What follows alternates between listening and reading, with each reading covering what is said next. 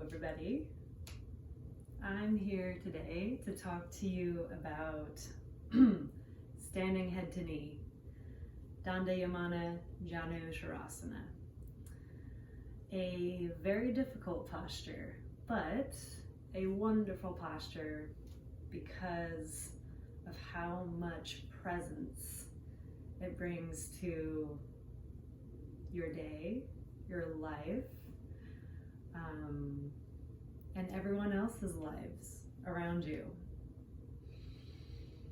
Now you might be kind of like, what is she talking about? But I really feel like, especially in the Bikram series, that standing head to knee is like the first posture where you really, really have to be in the present moment. It's right after the party time. So you got your warm up out of the way, and now it's like, okay, we're in this. We've got to use mind and body connection. So because of that, standing head to knee is a really great exercise in bringing you into the present moment. And to be in the present moment, you have to be like with your own mind. So standing head to knee connects the mind and the body, because you have to look in the mirror.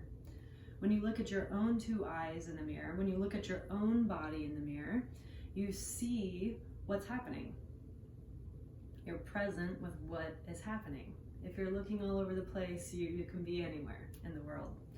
You can be with your neighbor's body, or you can be looking at the teacher. But when you're looking at yourself in the mirror, that's when you can see you. Whether it's things that you like or don't like, but it's always you. So I would say that 3 important points. Well, let me reverse a little bit.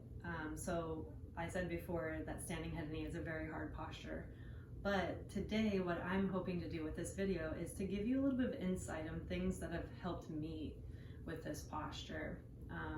Now keep in mind, I think this posture is hard every time I do it, but that doesn't mean that I give up. That doesn't mean that I don't try.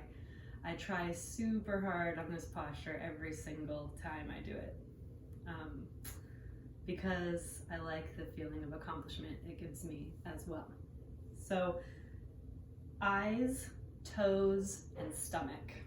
Those are 3 things I'm thinking about, or not even really thinking about, but those are 3 things that I'm really concentrating on when I'm doing this posture. I use my eyes. I keep them still and focused on one point. The eyes lead to the mind. Toes. I spread my toes, keep my foot on straight, meaning that the ankle or the heel is invisible behind the toes.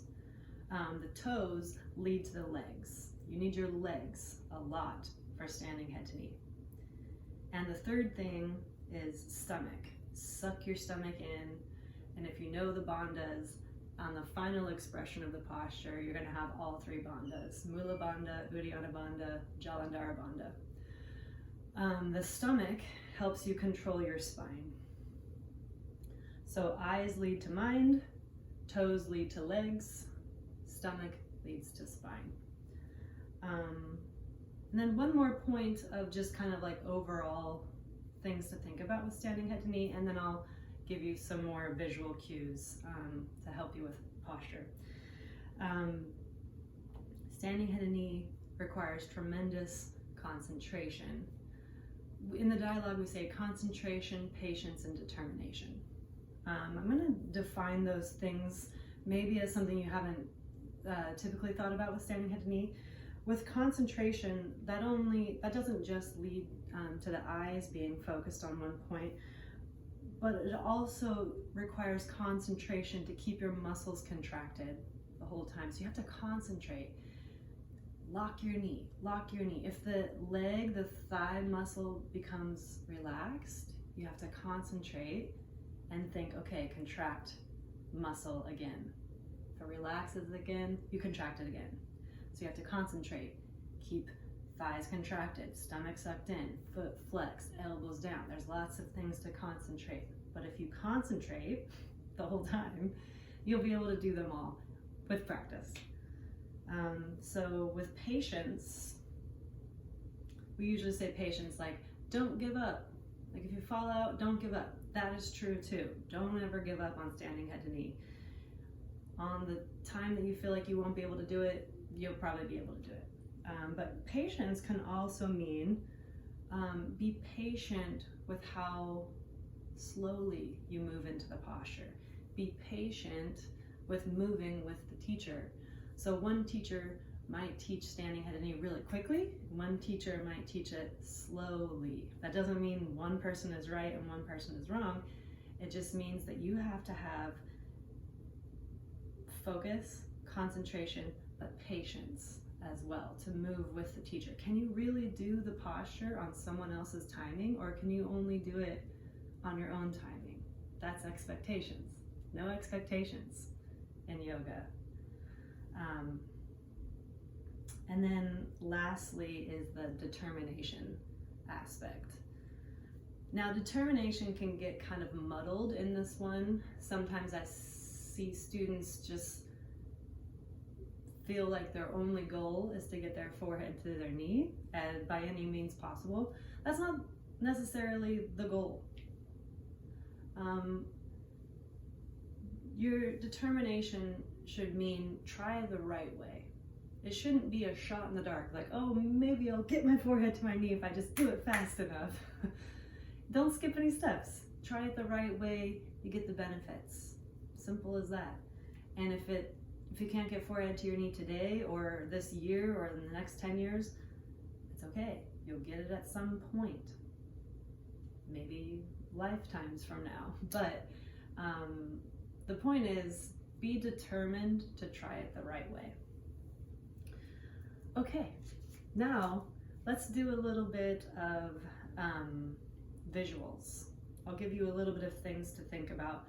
So a big theme in standing head to knee is locking the knee. And not a lot of other types of yoga lock their knee. So it's kind of a newer concept, or not new, but it's a different concept for people to grasp. So let's talk about what locking the knee means. I have a thing that I like to think about as stack and contract. What does that mean? Stack. Okay, so say like my left leg is going to be my standing leg, and my right leg is going to be my kicking leg. So stack the joints. You want your hip to be on the standing leg. You want your hip to be stacked on top of your knee, and your knee to be stacked on top of your ankle. Now, if you have super mobile joints, like you can hyperextend your joints. Mine can't do it, so I can't really give you a visual, but say like your knee can go way back, like a banana almost, like your leg would look like a banana. That's not stacking the joints. So if you're super mobile, it's not going to feel locked to you.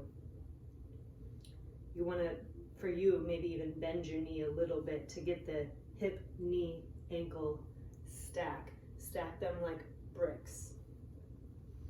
Now, the contract part is, I'm going to show you from the front. So this is just a straight leg, right? My thigh muscle can move. Not super strong, not a super strong standing leg, but contracting is contracting the quadricep, lifting your kneecap. You can see that little line that's created over my kneecap. If my leg is relaxed, there's no line there. It can move. So stack the joints, boom, boom, boom, and then contract.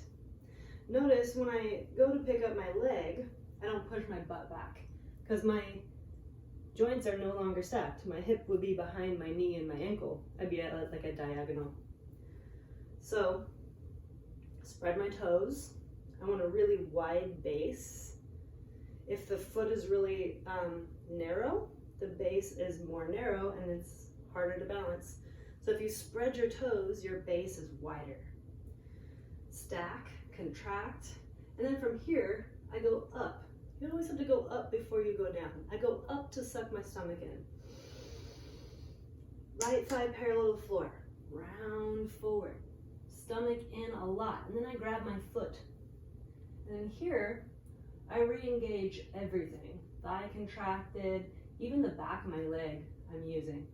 Stomach sucked in. The stomach is going to help me round my spine. And from here, kick out. Notice that my heel is not way back here. You don't want to have the foot, it's hard to do. You don't want to have the foot way back here, right? I understand why you might do this because it feels a little bit more secure here, almost like you're sitting on your right foot. But then I have to go from all the way back here to have a straight leg. It's a lot of work to go from here all the way around. And that puts a lot of pressure on the back of my standing knee. It's harder to keep the thigh muscle contracted. That's another reason why we lock the knee, is to protect the knee joint here. The knee is very a very dramatic joint. You want to keep it as drama-free as possible. So you protect it. Okay, so going back to where we were at. You don't want to go from all the way back here. You want to have this kicking leg at like a 90-degree angle.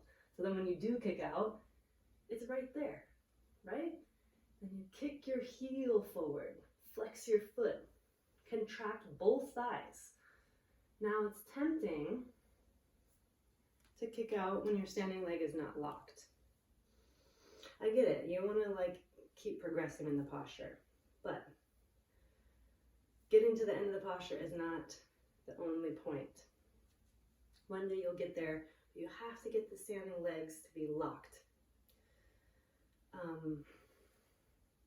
Yeah. Okay, so kick out until you're in upside down L. Your grip should be light. You're not like death grip on the foot. One day you'll be able to do this posture without the grip. No hands. So you have to use tremendous stomach compression. Suck your stomach in, hollow out the chest. And then when you're ready to bend the elbows down, the chest is already hollowed out. It's an easy movement. Wrists are straight. Hands are hardly involved at all. And then the last part, touching your forehead to your knee, is a small movement. You should be rounding on the front side so that all you have to do is just bring your head down. But it's a difficult part because your drishti, your focus is changing. You're looking forward the whole time. So when you tuck your chin to your chest, touch your forehead to your knee, you're obviously going to change your eyes from there to there. So you have to do it super slow.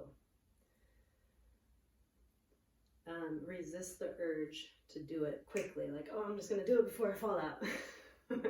If you're at that point, you're probably not ready to do it yet. I would just hold where you're at, where you can breathe, and you're getting lots of good benefits. So when you move your forehead to your knee, do it slow. Change your eyes really, really, really slowly. At the same time, suck your stomach in. And when you exit, head up, straighten the arms, bend the knee, set the foot down. Okay, let me make sure I'm not skipping anything. Oh, another thing too is you want to try to keep your forehead on your knee for 5 seconds. 1, 2, 3, 4, 5. And then you release. That's like an advanced correction. That's like an advanced thing to work on. So, but if you're there, do it. As you're holding your forehead to your knee, more compression, more, so that there's daylight between your torso and your thigh. Yeah, okay, I think that's everything I really wanted to talk about. I'm gonna just see what happens. Let's see if I can do it today. Okay, spread your toes, suck your stomach in, Inhale, stretch up. Gotta go up before you go down. Round forward. Grab the foot. Now here, I like to just kind of get settled in. Keep everything contracted. Really suck my stomach in more. And kick. Contract both sides.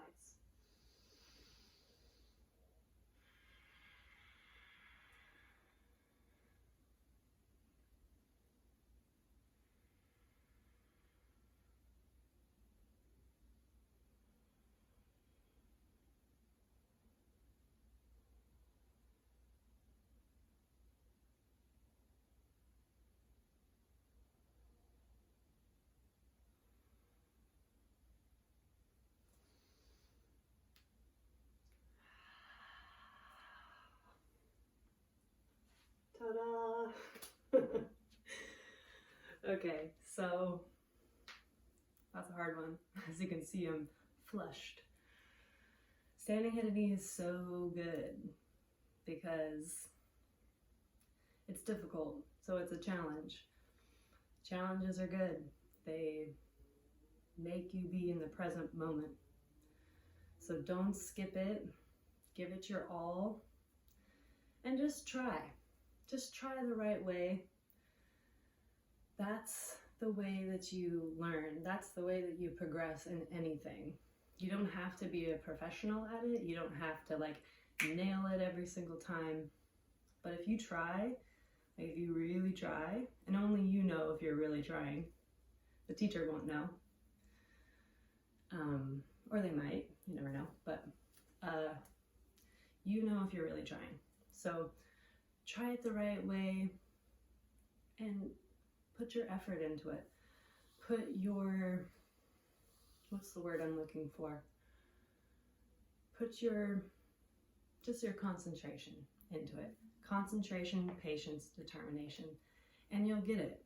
Over time, it'll start to change and little bits of progress add up over time.